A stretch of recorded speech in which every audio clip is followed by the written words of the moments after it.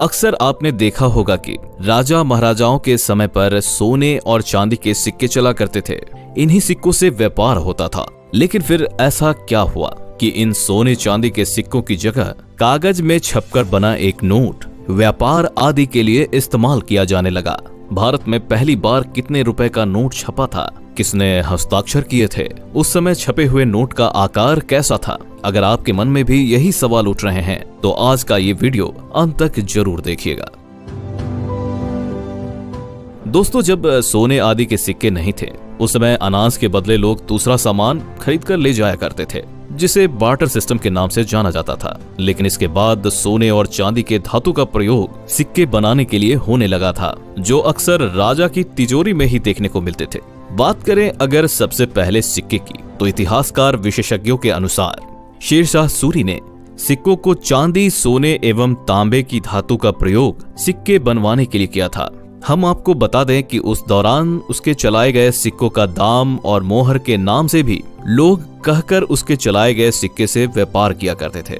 इतना ही नहीं दोस्तों, रुपए शब्द का प्रथम प्रयोग भी उन्होंने ही किया था।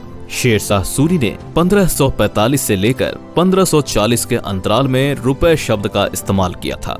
शेरशाह सूरी ने अच्छी अर्थव्यवस्था एवं अच्छे शासनकाल को और भी बेहतर रूप से सुचारू करने के लिए रुपए का चलन शुरू किया था और उसने रुपए को सबसे पहले सिक्के के रूप में चलाने का आदेश दिया था। काफी समय तक तांबे के बने सिक्के ही चलन में रहे और इसके बाद आया वो समय जब भारत में छपे हुए कागजी नोट का चलन आया। वास्तविक रूप से हमारे देश में कागजी नोटों का चलन 1770 ईस्वी में हुआ था और इसे पहली बार बैंक ऑफ हिंदुस्तान ने जारी किया था। परंतु जब भारत पर ब्रिटिश शासन काल चल रहा था तो उस दौरान भी पहली बार 1917 में ब्रिटिश शासन द्वारा कागज की नोट जारी किए गए थे। पहले सारे भारतीय मुद्राएं इंग्लैंड से प्रिंट होकर आती थी। आपको बता दें कि साल 1861 में कागज पर छपे नोट का पेपर करेंसी एक्ट शुरू किया गया था। उस समय के नोटों पर महारानी विक्टोरिया की तस्वीर छापी जाया करती थी। लेकिन इसके बाद आया वो दिन जब भारत ने अपने दम पर नोट छापने की प्रक्रिया शुरू किया था। जी हाँ, ये था साल 1928 जब महाराष्ट्र के नासिक जिले में नोट प्रिंट करने वाली मशीन की स्थापना की गई थी और यहीं पर पहली बार रिजर्व बैंक ऑफ इंडिया के द्वारा 5 रुपए, 10 रुपए और 100 रुपए आदि के नोट छापे गए थे और आरबीआई द्वारा जारी किए गए इन सभी कागजी नोटों को पूरे भारत में जारी भी किया गया था। आपको शायद नहीं पता होगा कि उस दौरान रिजर्व बैंक ऑफ इंडिया ने 10,000 का नोट भी छापा था। आपकी जानकारी के लिए बता दें कि वर्ष 1935 में भारतीय रिजर्व बैंक ऑफ इंडिया को रुपए जारी करने और रुपए की छपाई करने की जिम्मेदारी प्राप्त हो गई थी। जब हमारा देश अंग्रेजों के चंगुल से आजाद नहीं हुआ था तो उस समय पहले सभी भारतीय करेंसी पर ब्रिटिश प्रशासन के द्वारा चित्र प्रिंट किए जाते थे। यहाँ तक कि ब्रिटिश प्रशासन द्वारा यह मुद्राएं आजादी के बाद भी कुछ समय तक निरंतर चलती रही थी। परंतु जब भारत में पहली बार 1949 में भारतीय मुद्राएं छापी गईं, तो उनका रंग रूप ब्रिटिश प्रशासन से बिल्कुल अलग कर दिया गया था और इन्हें एक नया रंग रूप दे दिया गया, जिससे ये साबित हुआ कि न केवल हमारा देश बल्कि हमारी करेंसी भी अब अंग्रेजों के शासन से आजाद हो चुकी है। चलिए आपको बताते हैं कि आजादी के बाद भारत में छपने वाला सबसे पहला नोट आखिर था कैसा। आपकी जानकारी के लिए आपको बता दें कि सबसे पहले भारतीय करेंसी को 1 रुपए के रूप में छापा गया था और इस नोट के प्रिंट में अशोक स्तंभ को जगह दी गई थी, जिसे बाद में भारत का राष्ट्रीय चिन्ह भी बनाया गया। जी हाँ दोस्तों, इसी जगह से लगातार भारतीय रुपए में प्रिंट के दौरान बदलाव किए जाते रहे हैं।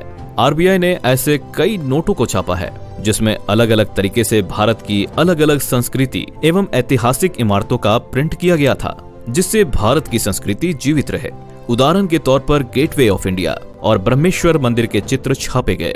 और इतना ही नहीं, जब 1953 में नोटों को छापा गया तो भारत सरकार द्वारा नोटों पर हिंदी भाषा का प्रयोग किया गया। ये भारतीय इतिहास में पहली बार हुआ था। इसके बाद हर 7-8 साल बाद नोटों के छपने में कोई न कोई परिवर्तन देखने को मिलता रहा, कभी उनका आकार तो कभी उनका रंग।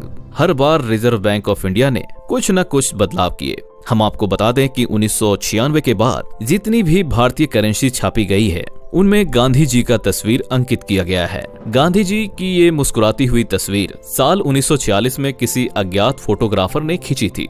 फ्रेडरिक पैथिक लॉरेंस के साथ कोलकाता के वायसराय हाउस, जो आज राष्ट्रपति भवन है, में एक मुलाकात के दौरान ये फोटो लिया गया था। उस समय गांधी जी का मुस्कुराता हुआ चेहरा तस्वीर में आ गया था, जो आज की नोटों पर भी अंकित किया जाता है और ऐसा लगता है मानो ये उनके किसी कार्टून की फोटो का हिस्सा है। हालांकि इससे पहले भारतीय करेंसी में अशोक स्तंभ के चित्र अंकित किए जाते थे, परंतु भारतीय नोटों में अशोक स्तंभ को आज भी जगह दी जाती है। बस पहले जगह जहां पर थी वहां से हटाकर इसे थोड़े छोटे साइज में बगल में प्रिंट किया जाने लगा है। क्योंकि ये हमारा राष्ट्रीय चिन्ह है, इसलिए आज भी ये हमारी करेंसी का एक हिस्सा है। देश में जब कुछ समय के बाद नकली नोट छापने की बात सामने आई तो गांधी जी की इस तस्वीर में अलग अलग तरीके से सेफ्टी के लिए फीचर्स डाले गए, जिसमें कि ऐसे नोटों की रोकथाम की जा सके। जिसके बाद भी नोटों में कई तरह के परिवर्तन जारी रहे।